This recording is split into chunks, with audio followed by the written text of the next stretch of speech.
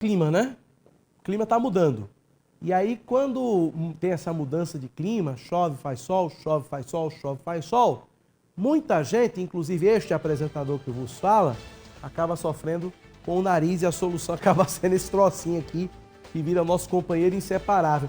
Mas aí Sabrina Barbosa está com o otorrino para trazer dicas de como prevenir infecções, alergias respiratórias e também pergunto como é que trata, Sabrina, que eu quero um nariz novo, é você de novo.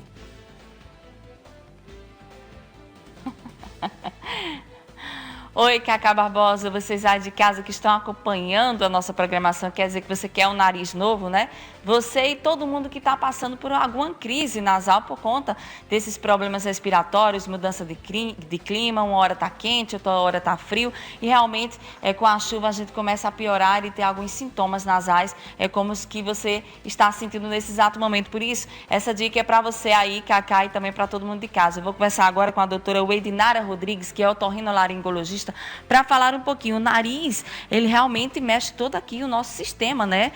Tanto a parte nasal, quanto de garganta e tudo mais. E quando chega esse período chuvoso, doutora, há crises e mais crises. Inclusive, o nosso apresentador está ali com o nariz um pouco ruim. Como é que a gente pode dar uma dica, uma orientação para, nesse período, quando as pessoas apresentam esses tipos de sintomas, melhorar essa questão nasal? Bom dia. Bom dia a todos. Então, o nariz ele é importante pela umidificação do ar e pela filtração do ar que a gente respira. Então, pacientes alérgicos ainda mais vão ter essa piora nesse período chuvoso. E quem não é alérgico também sofre um pouco por conta da umidade. Essa umidade do ar, nesses dias chuvosos, nos dias mais úmidos, vão proliferar alguns organismos, como os alérgenos, fungos, alguns tipos de bactérias também. Então, é importante a gente fazer a lavagem nasal. Alguns descongestionantes nasais podem aliviar os sintomas, mas por um período pequeno, né? Não é para ninguém ficar usando antialérgicos, descongestionantes por um período maior. Se você não vê melhora, procure um otorrino, né? É importante essa lavagem nasal diária também para evitar esses sintomas, né? Os sintomas de coriza, de obstrução, né? Aquele nariz bem obstruído, as dores na face, né? Então, é importante estar hidratando o nariz também, até para eliminar esses alérgenos. Olha, é muito importante falar sobre isso. E com relação a dores, por exemplo, tem muita gente que, quando está com algum problema de congestionamento nasal, acaba afetando os ouvidos também. Isso é normal, doutora?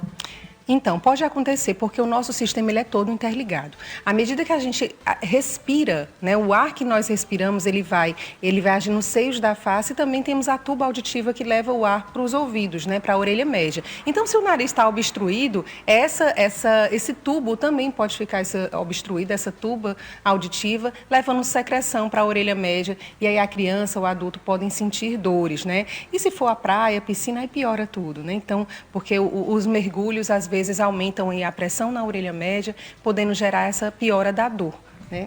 Agora, a gente trabalha muito com a voz. Por exemplo, o nosso apresentador, eu, e quando a gente está com algum congestionamento nasal, a voz já muda o tom. Tem alguma dica de que a gente possa melhorar essa questão aqui? E também muita gente já tem alegado que com o congestionamento nasal há uma parte de sufocamento. Isso é verdade? O sufocamento por conta da via aérea, né? A via aérea congestionada vai gerar esse sufocamento nessa região de via aérea respiratória. E a laringe, né, que é onde sai a voz, ela também acaba sendo prejudicada, né? Porque a ressonância do som vai ser prejudicada por conta do nariz. A gente acaba forçando mais a voz. Então é importante também hidratar, né? Uma boa hidratação, bebam água, né? A quantidade de água necessária para o seu dia, uma alimentação adequada também, atividade física regular nesse período é muito importante também. Então, tudo isso, a gente é um todo, né? O nosso sistema é integral. Então, se o nariz está obstruído, a nossa voz acaba se prejudicando também. Exatamente. Agora vamos às perguntas dos nossos ouvintes. Tem uma pergunta que, inclusive, um telespectador enviou para a produção, falando um pouquinho sobre o sono. Tem gente que, por exemplo, quando está com congestionamento nasal, não consegue respirar durante a noite. Qual o melhor momento ali para você melhorar essa questão da dormida? O que fazer para que esse sono tenha mais qualidade, doutora? Se o paciente já tem uma obstrução nasal crônica, né, um paciente que tem uma rinite crônica, uma sinusite, é importante procurar o otorrino, porque muitas vezes isso não é só a rinite. Às vezes a gente tem um desvio, né, o nosso nariz ele tem algumas estruturas que podem ser desviadas. Então, um desvio de septo, uma sinusite crônica provocada por alguma lesão, pólipo, uma polipose, que são lesões que necessitam de cirurgia. Então, essa intervenção cirúrgica muitas vezes se faz necessário para ter uma melhora também da respiração. E o nosso sono é tudo, né? Eu digo que o nosso sono é o nosso superpoder. Quem não dorme bem vai piorar a imunidade, desencadeia processos alérgicos também. Então, é uma cadeia. Então, você precisa estar dormindo bem, você precisa olhar a sua estrutura nasal, se ela está em ordem, né? Se é só uma rinite, tem tratamento para a rinite, né? Seja a lavagem nasal, seja a imunoterapia, que são vacinas para alérgenos. Então, a gente tem um leque de tratamentos que são eficazes, né? Então, é importante você não estar usando realmente medicamentos por conta própria, que o vizinho usou, descongestionantes nasais por conta própria, porque realmente isso pode piorar. E mais uma pergunta do telespectador. Tem gente que espirra constantemente. Entra no carro e espirra, está em casa e espirra. Qualquer coisa já é motivo de estar espirrando. Isso é normal? Normal não é.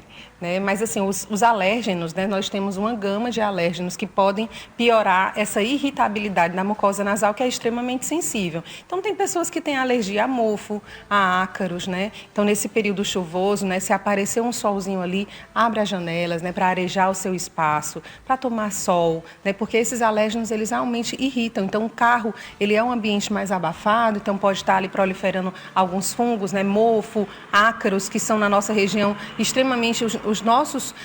Os alérgenos dessa região são muito comuns, né? Então, ácaros, então o paciente acaba tendo essa irritabilidade maior em ambientes mais fechados, mais abafados. Por isso a importância também dessa lavagem nasal, que temos vários, né? Hoje em dia temos, a gente pode usar o soro soro fisiológico com seringa, tem os sprays nasais, né? Então na farmácia a gente consegue encontrar alguns soros de jato contínuo. Para cada caso, realmente é importante você estar olhando com o seu otorrino, porque para cada caso é um caso, né? Para você não ter problema aí com o seu ouvido, por conta da pressão nasal, se você estiver toda congestionada, mas a lavagem nasal com os sprays é excelente e você fazer isso de rotina também nesse período vale a pena. Aí, obrigada, viu, doutora, pelas suas recomendações e respondendo todas as perguntas dos nossos telespectadores, né, Cacá? Então é só pegar aí as dicas, claro que a gente sempre diz, o importante é procurar sempre um médico especialista para aquela área, ou seja, o otorrinolaringologista é o indicado,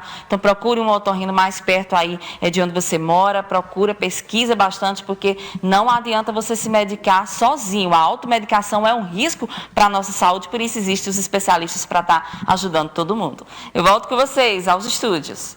Obrigado, Sabrina, obrigado à doutora também. Pois a doutora trouxe algumas dicas gerais, mas a principal delas é sempre procurar um otorrino.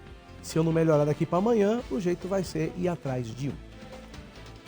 Deixa eu voltar com a